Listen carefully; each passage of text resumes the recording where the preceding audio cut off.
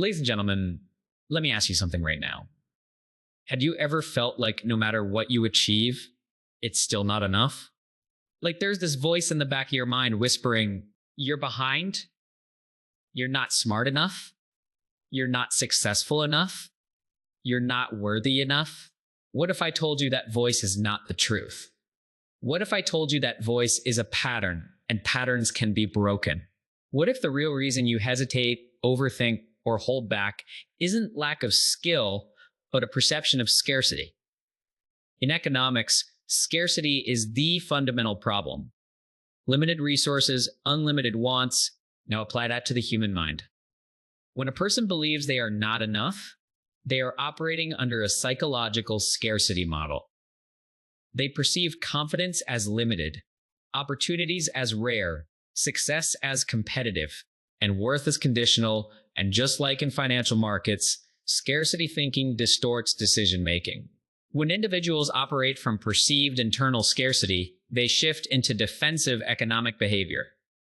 Instead of investing in growth, they conserve energy.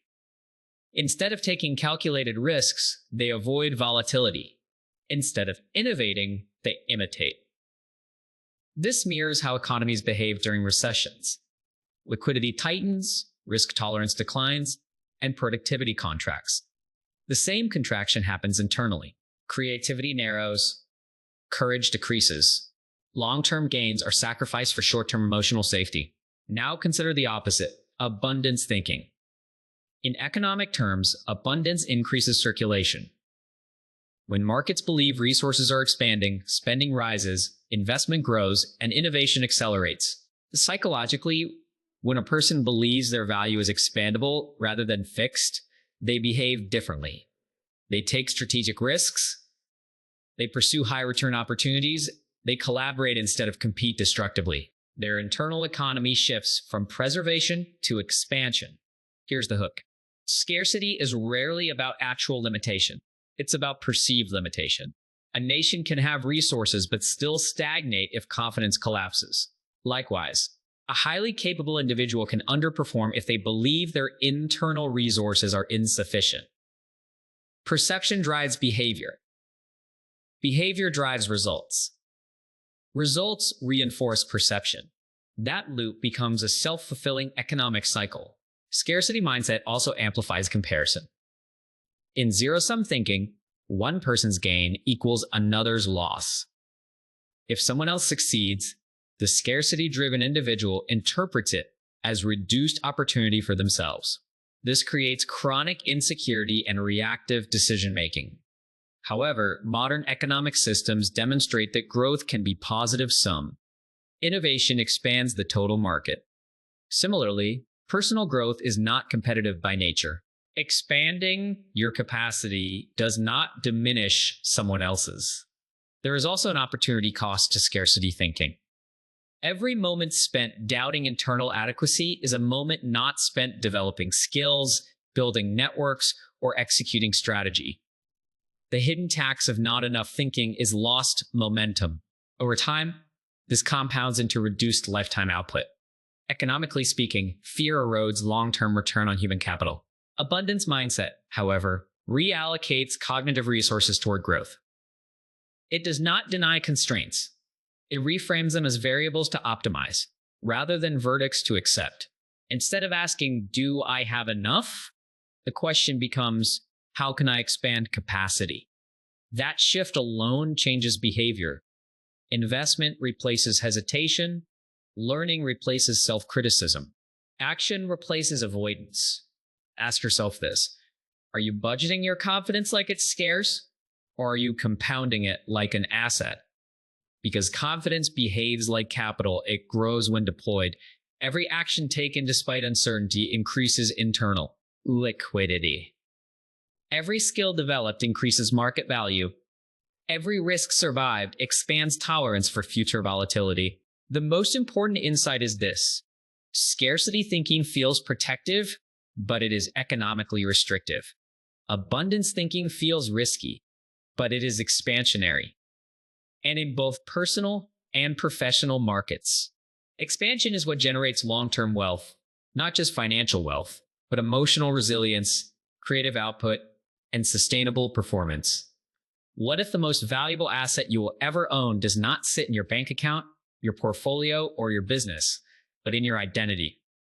In economics, human capital refers to the accumulated skills, knowledge, experience, and attributes that increase an individual's productivity and earning potential. Now, here's the uncomfortable question. What happens when the owner of that capital does not believe in its value? Identity functions as the central valuation mechanism of human capital. If you internally price yourself low, you will negotiate low, perform cautiously, and avoid high-yield opportunities. Markets respond to perceived value, and so does life. Before the external world evaluates you, you have already assigned yourself a number. That internal valuation quietly determines how much risk you take, how boldly you speak, how confidently you lead, and how persistently you execute. Here's the hook. Two individuals can possess identical education, similar skills, and equal experience, yet produce dramatically different results. The differentiator is not capability. It is identity-based confidence. When identity is strong, skills are leveraged. When identity is weak, skills are underutilized. Underutilized capital produces low returns regardless of potential. Think of identity as the operating system that governs performance. If the system carries a corrupted belief, such as "I am not enough," it restricts processing power. Even advanced competencies struggle to perform efficiently under limiting identity structures. This creates what economists would call inefficiency in capital deployment. The asset exists, but it is not fully activated. Moreover, identity influences investment behavior. Individuals with strong internal valuation invest in long-term growth, education, mentorship, innovation, leadership, exposure. They view temporary setbacks as market fluctuations rather than permanent losses. Conversely, those with fragile identity often avoid investment due to fear of failure. They protect rather than expand. This protection instinct may feel safe, but it limits compound growth. There is also a compounding effect tied to self-perception. When you believe you are capable, you attempt challenging tasks. Attempting increases experience. Experience increases competence. Competence reinforces belief. This creates an upward spiral of expanding human capital. The opposite is equally true. Doubt reduces action. Reduced action limits experience. Limited experience reinforces doubt. That becomes a downward economic cycle. Consider how organizations operate. Companies invest heavily in brand positioning because perceived value increases. Pricing power, identity works the same way. When you perceive yourself as competent and evolving, you carry executive presence. You speak with clarity. You command attention. That perception increases opportunity flow, which increases measurable outcomes. The powerful question becomes, are you treating your identity as depreciating capital or appreciating capital? Depreciating identity focuses on flaws, past failures, and comparison. Depreciating identity focuses on growth trajectory, learning velocity, and adaptability. In modern economies, adaptability often outweighs static skill sets. The same applies personally. A growth-based identity signals long-term viability. There is no external certification that permanently secures self-worth. Degrees can be earned, promotions can be granted, revenue can be generated, but if identity remains undervalued, achievements will feel temporary and fragile. Strengthening identity is not arrogance. It is accurate asset recognition. It is understanding that capability can expand and that worth is not fixed to past performance. Your identity sets the ceiling on your economic and professional output. Raise the internal valuation, and behavior aligns upward. Strengthen the belief in your capacity to learn, adapt, and create value, and your human capital begins operating at full efficiency. When identity shifts from "I hope I'm enough" to "I am an evolving asset," performance transforms accordingly. What if your greatest competitive advantage is not your talent, your network, or your experience, but where you place your attention? In economics, resources are limited and must be allocated. efficiently to maximize output. Attention operates under the same principle. It is a finite cognitive resource. Every moment you spend focusing on one variable is a moment you cannot allocate elsewhere. The real question is, are you investing your attention in assets that appreciate or liabilities that drain psychological capital? Here's the hook. Most underperformance is not a capability problem. It is an allocation problem. When attention is directed toward perceived deficiencies, missed opportunities, or comparisons, it produces emotional volatility. This volatility reduces decision quality. In behavioral economics, emotional bias distorts rational judgment. The same distortion occurs when individuals repeatedly focus on their gaps instead of their gains. Imagine running a company where leadership meetings focus exclusively on losses, competitor advantages, and internal weaknesses. Morale would decline. Innovation would slow. Risk tolerance would shrink. Now apply that internally. When your dominant mental narrative emphasizes what is missing, the brain enters defensive mode. Defensive states conserve energy rather than deploy it. Creativity contracts. Strategic thinking narrows. You become reactive rather than proactive. Cognitive resource economics teaches that attention compounds in the direction it is consistently placed. If you repeatedly measure yourself against an idealized future standard, you create a persistent deficit perception. That deficit becomes emotionally expensive. It generates stress hormones, increases doubt, and lowers confidence. Over time, this becomes a form of psychological debt accumulated through chronic negative focus. Now consider the alternative. When attention is allocated toward progress, skill acquisition, and incremental improvement, the brain registers gains. In economic terms, gains generate positive reinforcement loops. Progress increases motivation. Motivation fuels action. Action produces results. Results reinforce belief. This upward cycle enhances productivity without increasing external resources. Attention also influences opportunity recognition. Entrepreneurs often succeed not because they have more opportunities available, but because they notice opportunities others overlook. Focus determines perception. If your attention is locked on internal inadequacy, you will filter out signals of possibility. If your attention is tuned toward growth and value creation, you will identify openings aligned with expansion. There is a measurable opportunity cost to misplaced attention. Every hour spent replaying mistakes is an hour not invested in skill development. Every mental comparison drains energy that could have been deployed toward innovation. In high-performance environments, the margin between success and stagnation is often determined by how efficiently cognitive resources are allocated. Here's another hook. You cannot eliminate limitations, but you can choose where to concentrate. Analytical power. Strategic focus does not deny weaknesses. It contextualizes them. It asks, what is within my control? What action yields the highest return? This mirrors capital budgeting and finance, where investments are selected based on projected returns rather than emotional preference. The disciplined allocation of attention transforms internal economics. Instead of amplifying scarcity narratives, it amplifies capability. Instead of reinforcing deficit thinking, it reinforces growth metrics. When individuals consistently measure gains, however small, they build psychological liquidity.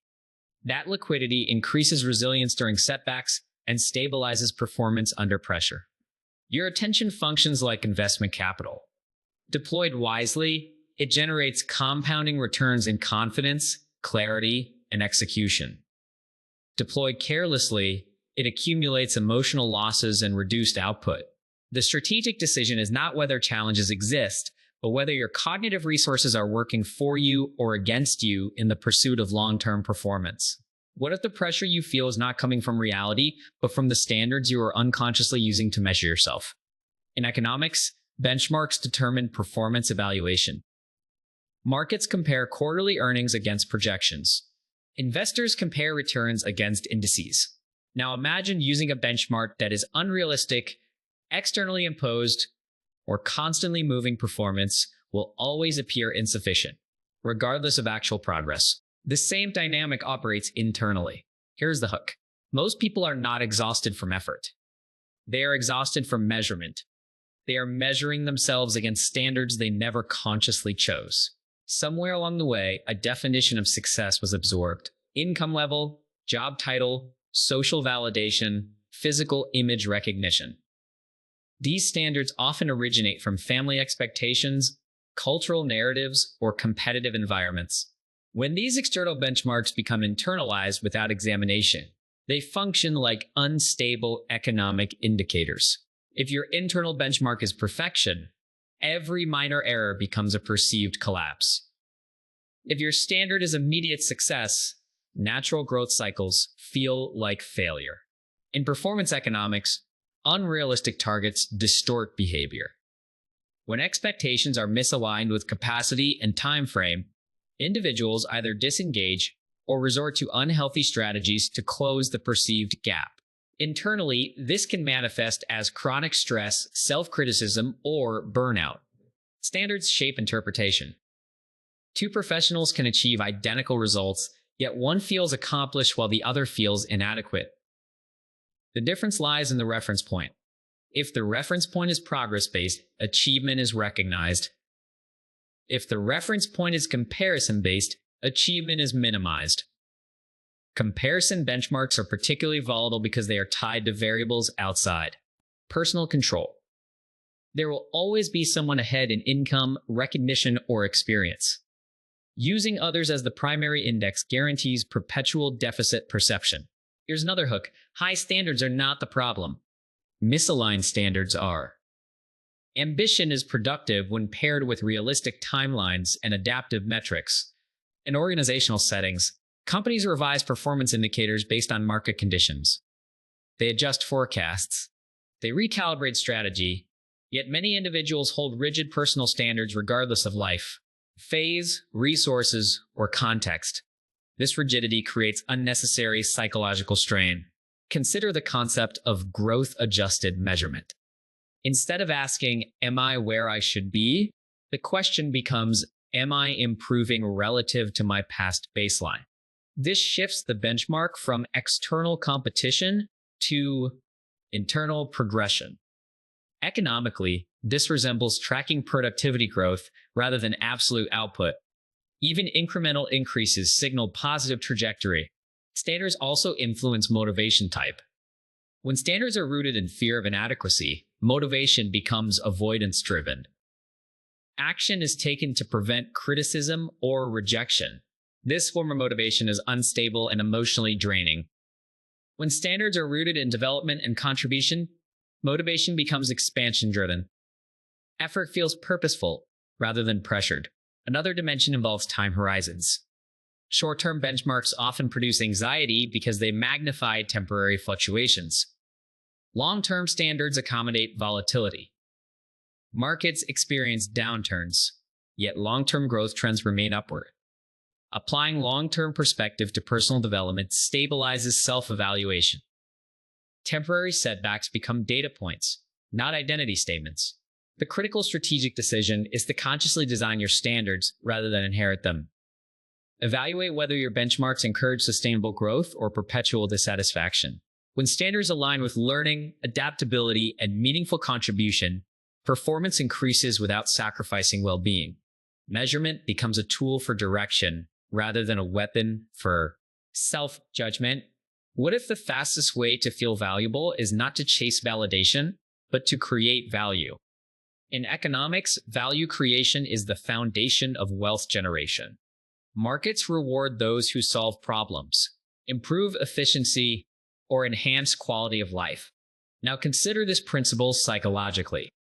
When you focus obsessively on whether you are enough, your attention is self-centered and evaluative. But when you focus on how you can contribute, your attention shifts outward toward impact.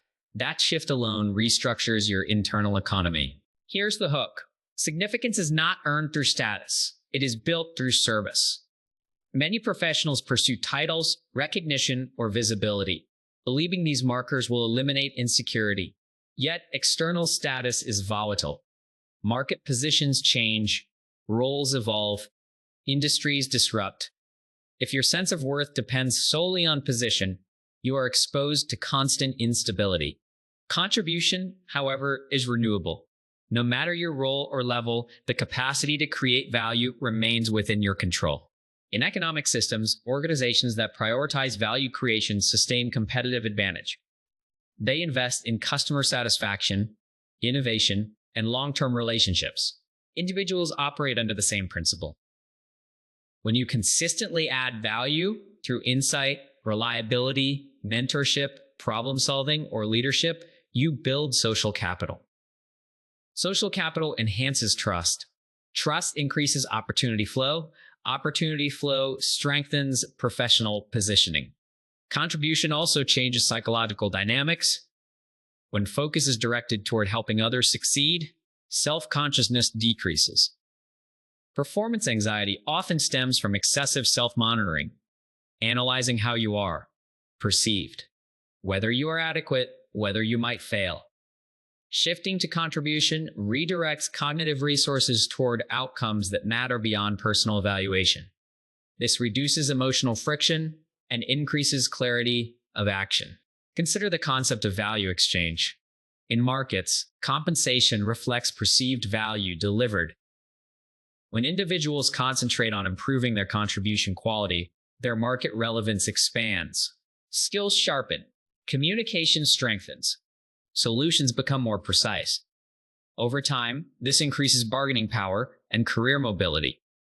In contrast, excessive focus on self-doubt consumes energy that could have been invested in skill development. Here's another hook: contribution compounds. A single act of mentorship may influence someone's trajectory. A well-executed project may establish credibility. A consistent pattern of reliability may position you for leadership. These contributions accumulate into reputation equity. Reputation equity, much like financial equity, generates returns over time in the form of referrals, collaborations, and trust-based partnerships. There is also resilience embedded in contribution. When setbacks occur, individuals oriented towards service recover faster because their identity is tied to impact rather than ego. They ask, how can I improve the value I bring? Instead of, what does this say about me? This growth-oriented response accelerates learning and reduces stagnation. Contribution does not eliminate ambition, it refines it. Ambition directed toward impact creates sustainable drive. Ambition directed solely toward validation creates emotional volatility in competitive environments. Those who consistently prioritize value creation become indispensable. Indispensability reduces insecurity because relevance is continuously reinforced through action. The strategic shift is subtle yet powerful. Instead of measuring your worth by applause, measure it by the problems you solve and the progress you enable in others.